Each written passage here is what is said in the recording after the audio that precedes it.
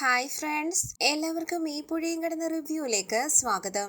ഈ റിവ്യൂ നിങ്ങൾക്ക് ഇഷ്ടമായെങ്കിൽ ലൈക്ക് ചെയ്തും സബ്സ്ക്രൈബ് ചെയ്ത് സപ്പോർട്ട് ചെയ്യണേ. കിരൺ മാധവനെയും ഗുണ്ടകളെയും അടിച്ചു വീഴ്ത്തുകയാണ് നരേൻ. വടിവാളുകൊണ്ട് കിരൺ മാധവന്റെ കാല് തല്ലി ഒടിച്ച് നരേൻ പറയുന്നു, എടാ ഈ സമ്മാനം നിനക്ക് തന്നെ തന്നത് ഈ പിള്ളേരെ കൂടി വഷളാക്കിയതിനാ. എക്സ് മിനിസ്റ്റർ അല്ല, ആര് ചോദിച്ചാലും നീ പറഞ്ഞേര്. നരേന്റെ വകയാണ് ഈ സമ്മാനമെന്ന.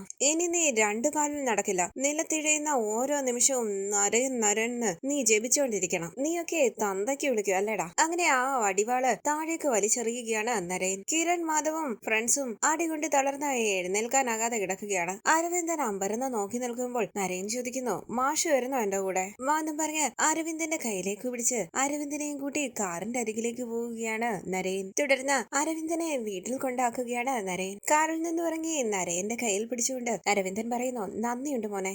മനുഷ്യരല്ലവര്, പിശാചുക്കളാ. അവരുടെ കയ്യിൽ നിന്ന് എന്നെ രക്ഷിച്ചതിന്. നരേൻ പറയുന്നു, ആർക്കും ആരെയും രക്ഷിക്കാനൊന്നും പറ്റില്ല മാഷെ. ഓരോരുത്തരും സ്വയം രക്ഷപ്പെടണം. പിന്നെ ഈ നന്ദി, കടപ്പാട്, സ്നേഹം എനിക്ക് ഇതിലൊന്നും വിശ്വാസമില്ല.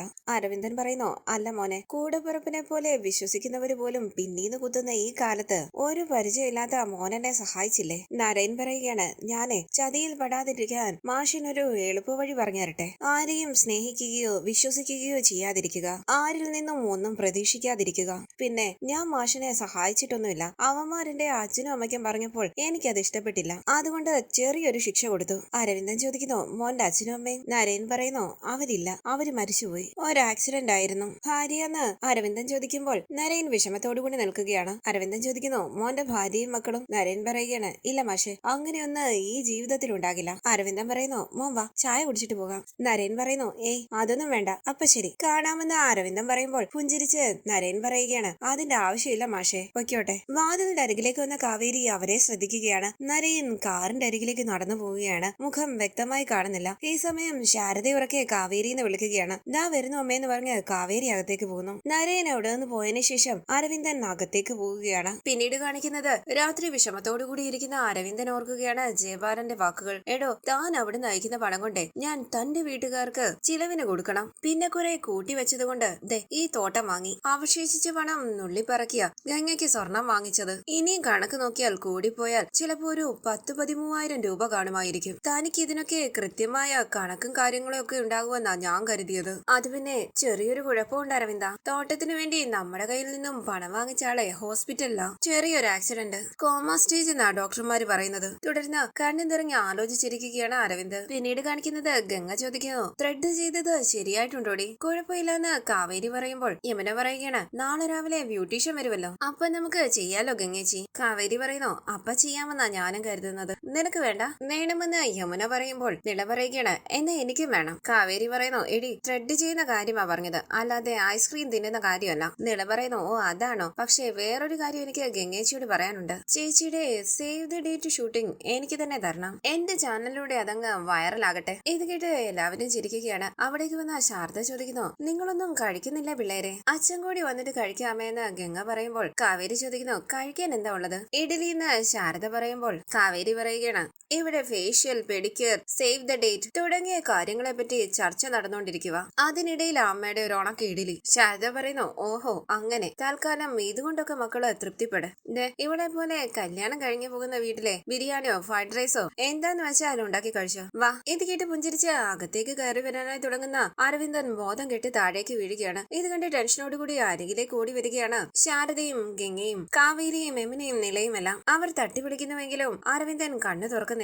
അരവിന്ദൻ പെട്ടെന്ന് കണ്ണു തുറക്കുമ്പോൾ ശാരദ ചോദിക്കുന്നു, അരവിന്ദേട്ടാ എന്താ പറ്റിയത്? എന്താ പറ്റിയത് വെച്ചെന്ന് ഗംഗ ചോദിക്കുമ്പോൾ അരവിന്ദൻ പറയുകയാണ്, ഏയ് ഒന്നുമില്ല മോളെ. ശാരദ പറയുന്നു, തണുപ്പ് അടിച്ചിട്ടായിരിക്കുകയുള്ളൂ, വാ എഴുന്നേൽക്ക്. അങ്ങനെ അവർ അരവിന്ദനെയും കൂട്ടി അകത്തേക്ക് പോകുമ്പോൾ ശാരദ പറയുന്നു, ദേ അച്ഛനെ അങ്ങോട്ടിരുത്ത്, ഞാൻ എന്തെങ്കിലും കഴിക്കാൻ എടുത്തോണ്ട് വരാം, സൂക്ഷിക്കണേ. അരവിന്ദൻ പറയുന്നു, എനിക്കിപ്പോ ഒരു കുഴപ്പമില്ല, അച്ഛൻ അങ്ങോട്ടിരിക്കുന്നു പറഞ്ഞ് കാവേരിയും ഗംഗയും അരവിന്ദന്റെ കയ്യിൽ പിടിച്ച് കസേരയിലേക്ക് ഇരുത്തുകയാണ്. യമുനയും ശാരദയും അടുക്കളയിലേക്ക് പോകുന്നു. കാവേരി പറയുന്നു, പറയച്ച എന്തേലും പ്രശ്നമുണ്ടോ? ഏയ് ഒന്നുമില്ലടി എന്ന് അരവിന്ദൻ പറയുമ്പോൾ നില പറയുകയാണ്, അച്ഛനെ കണ്ടാൽ പനി പിടിച്ചതുപോലെയുണ്ട്. കാവേരി ചോദിക്കുന്നു, പനിയാണെങ്കിൽ മാത്രമേ ആൾക്കാർ വല്ലാതിരിക്കുകയുള്ളൂ, ആരുടെയെങ്കിലും മുഖം ഒന്ന് വാടിയാൽ പനിയാണെന്ന് അവളുടെ വിചാരം. ഭക്ഷണവുമായി അവിടേക്ക് വന്ന ശാരദ ചോദിക്കുന്നു, അരവിന്ദേട്ട ചെറുക്കന്റെ വീട്ടിൽ എന്തെങ്കിലും പ്രശ്നമുണ്ടോ? അരവിന്ദൻ പറയുന്നു, ഇല്ലടി അവരെല്ലാം ഓക്കെയാണ്. പിന്നെ എന്താ അച്ഛാന്ന് ഗംഗ ചോദിക്കുമ്പോൾ അരവിന്ദൻ പറയുകയാണ്, രാവിലത്തെ നിശ്ചയത്തിന്റെ കാര്യം ഓർത്ത് ചെറിയൊരു ടെൻഷൻ. ശാരദ പറയുകയാണ്, ഓ അത് പറ, അച്ഛൻ ഏറ്റവും കൂടുതൽ പുന്നാരിപ്പിക്കുന്ന മോളല്ലേ? മോള് കല്യാണം കഴിച്ച് ഉപേക്ഷിച്ച് വേറെ വീട്ടിലേക്ക് പോകുന്നതിന്റെ സങ്കടം അല്ലേ? യമുന പറയുകയാണ് ഇപ്പൊ നിളയുടെ വക ഒരു കരച്ചിൽ കഴിഞ്ഞതേ ഉള്ളൂ. അരവിന്ദൻ ചോദിക്കുന്നു മോള് കരഞ്ഞോ?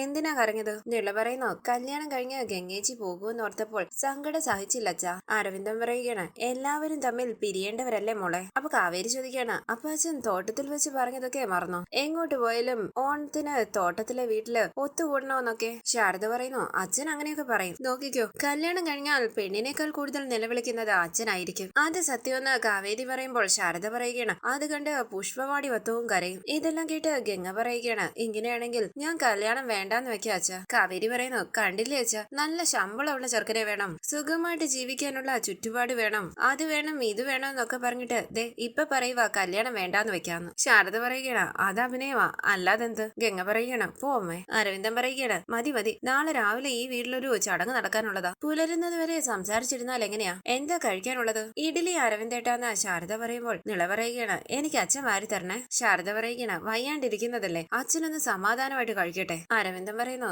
എനിക്കെന്ത് വയ്യായിക, ഇന്ന് എല്ലാവർക്കും ഞാൻ തന്നെ തരാം. ശാരദ പറയുന്നു മക്കൾക്ക് പറ്റിയ അച്ഛൻ, ഞാൻ വെള്ളം എടുക്കാൻ മറന്നു, വെള്ളം എടുത്തിട്ട് വരാം. അങ്ങനെ ശാരദ വെള്ളം എടുക്കാനായി പോകുമ്പോൾ നിള പറയുന്നു അച്ഛ ഫസ്റ്റ് എനിക്ക്. അരവിന്ദൻ സ്നേഹത്തോടുകൂടി നിളയ്ക്കും കാവേരിക്കും യമുനയ്ക്കും ഭക്ഷണം വാരി കൊടുക്കുകയാണ്. ഗംഗ അരവിന്ദനെ ശ്രദ്ധിക്കുന്നുണ്ട്. അരവിന്ദൻ ഗംഗയ്ക്ക് ഭക്ഷണം വാരി കൊടുക്കുമ്പോൾ കയ്യിൽ പിടിച്ച് ഗംഗ ചോദിക്കുന്നു അച്ഛ ശരിക്കും പ്രശ്നമൊന്നും ഇല്ലല്ലോ അല്ലേ? അരവിന്ദൻ പറയുന്നു ഇല്ലടാ, മോള് കഴിച്ചോ. ഇത് കേട്ട് സന്തോഷത്തോടു കൂടി കഴിക്കുകയാണ് ഗംഗയും. പെട്ടെന്ന് അരവിന്ദൻ ഓർക്കുകയാണ് ജയബാലന്റെ വാക്കുകൾ. അത് പിന്നെ ചെറിയൊരു കുഴപ്പമുണ്ട് അരവിന്ദ, തോട്ടത്തിനു വേണ്ടി നമ്മുടെ കയ്യിൽ നിന്നും പണം വാങ്ങിച്ച ആളെ ഹോസ്പിറ്റലിലാ, ചെറിയൊരു ആക്സിഡന്റ്, കോമ സ്റ്റേജ് എന്നാ ഡോക്ടർമാര് പറയുന്നത്. നീളെ അച്ഛാന്ന് വിളിക്കുമ്പോൾ പുഞ്ചിരിച്ച് അവർക്ക് ഭക്ഷണം വാരി കൊടുക്കുകയാണ് അരവിന്ദ്. ഇത് കണ്ട് സന്തോഷത്തോടു കൂടി അവിടേക്ക് വന്ന ശാരദ പറയുന്നു മതി മതി, ഇനി അച്ഛൻ കഴിക്കട്ടെ. അപ്പൊ അരവിന്ദൻ പറയുകയാണ് എനിക്ക് ഇപ്പൊ വേണ്ട ശാരദ, വിശപ്പില്ല. ഇത് കേട്ട് ശാരദ പറയുന്നു അരവിന്ദേട്ടാ പ്രശ്നം എന്തെങ്കിലും ഉണ്ടെങ്കിൽ എന്നോട് പറ.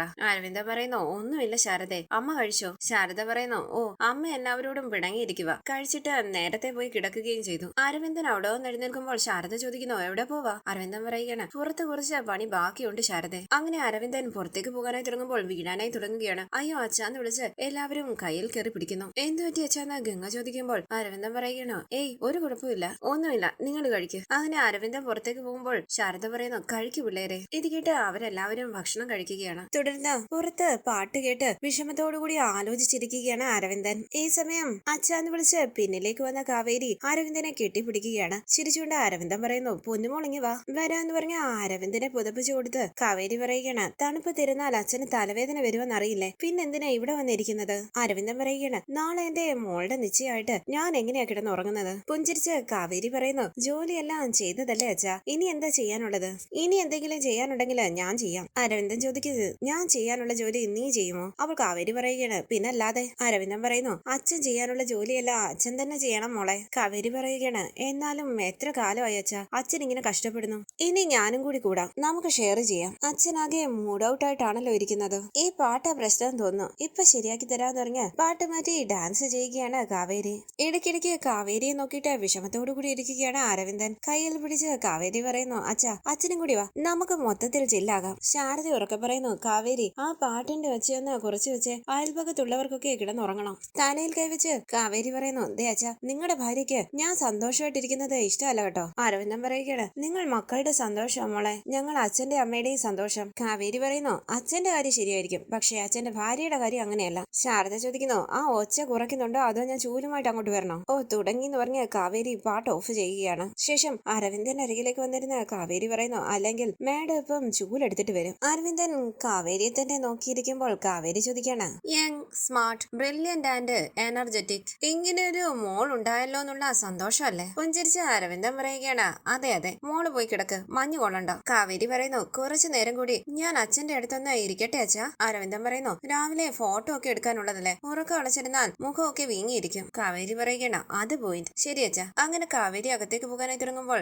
കയ്യിൽ കയറി പിടിക്കുകയാണ് അരവിന്ദൻ. എന്താ അച്ഛാന്ന് കാവേരി ചോദിക്കുമ്പോൾ അരവിന്ദൻ പറയുന്നു ഗംഗയുടെ കല്യാണ കാര്യത്തിൽ ഒരു തീരുമാനമായി, അടുത്തത് നീയാ. ഇന്ന് ഞാനൊരു ചെറുപ്പക്കാരനെ കണ്ടു, അവനെ കണ്ടപ്പോൾ എന്റെ മനസ്സിലിരുന്ന ആരോ പറഞ്ഞു ഇവനെ പോലൊരാളെയാ എന്റെ കാവേരി മോൾക്ക് വേണ്ടതെന്ന്. ആകാംക്ഷയോടുകൂടി അരികിലേക്കിരുന്ന കാവേരി ചോദിക്കുന്നു ആരാ അച്ഛാ അത്? അല്ല ഞാനൊന്ന് അറിയട്ടെ, അച്ഛൻ എനിക്ക് വേണ്ടി കണ്ടുവച്ചിരിക്കുന്നത് ആരെയാണെന്ന്. അരവിന്ദൻ പറയുന്നു ആരോ ഒരാൾ. കാവേരി പറയുകയാണ് ശരി തൽക്കാലം അത് വിട്ടേക്കാം, അതൊക്കെ നമുക്ക് ഗംഗ ചേച്ചിയുടെ കാര്യമൊക്കെ കഴിഞ്ഞിട്ട് ആലോചിക്കാം, ഇന്ന് ലോകാവസാനം ഒന്നും അല്ലല്ലോ. അപ്പൊ ഞാൻ പോയിട്ട് വരാമേ, ഗുഡ് നൈറ്റ്. ഗുഡ് നൈറ്റ് എന്ന് പറഞ്ഞ് കാവേരിയുടെ കയ്യിൽ ചുംബിക്കുകയാണ് അരവിന്ദൻ. സന്തോഷത്തോടുകൂടി അരവിന്ദനെ കെട്ടിപ്പിടിച്ച് കാവേരി അകത്തേക്ക് ഓടിപ്പോകുന്നു. തുടർന്ന് അരവിന്ദന്റെയും ജയപാലന്റെയും ഫോട്ടോയുടെ അരികിലേക്ക് വരികയാണ് അരവിന്ദൻ. ചുവരിലിരിക്കുന്ന ആ ഫോട്ടോയിൽ നോക്കി അരവിന്ദൻ പറയുന്നു, സ്നേഹം നടിച്ച് സുഹൃത്തിനെ ചതിച്ചവൻ. എന്നാലും എങ്ങനെ തോന്നിയടാ നിനക്ക്? അങ്ങനെ അവിടെ ഇരിക്കുന്ന സ്കെച്ച് പെൻ എടുത്ത് ആ ഫോട്ടോയുടെ പിന്നിൽ അരവിന്ദൻ എഴുതുകയാണ്, സ്നേഹം നടിച്ച് സുഹൃത്തിനെ ചതിച്ചവൻ. ശേഷം കണ്ടു നിറങ്ങി നിൽക്കുന്ന അരവിന്ദനെ കാണിച്ച് ഇന്നത്തെ എപ്പിസോഡ് അവസാനിച്ചു. ഇനി അടുത്ത എപ്പിസോഡ് പ്രൊമോ റിവ്യൂ. ജയപാലൻ തന്റെ ചതിച്ചതോർത്ത് ഉറങ്ങാനാകാതെ